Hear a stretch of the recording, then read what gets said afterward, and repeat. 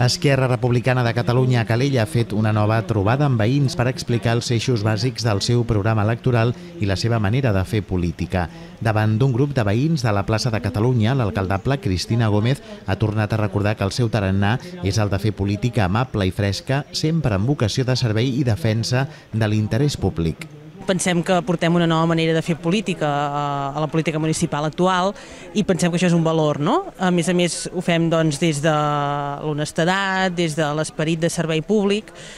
i en aquest sentit ens agradaria que la jornada electoral fos molt participativa, que tothom anés a votar i per tant fem una crida també a la participació el dia de les eleccions i una mica aquest és l'esperit, no? D'intentar que sigui realment una festa de la democràcia el dia 22 i que hi hagi una gran participació.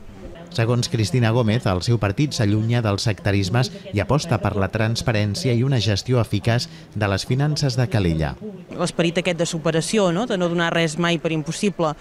i sobretot trencant una mica paràmetres que fins ara potser estaven establerts com a normals o com a estàndards i que pensem que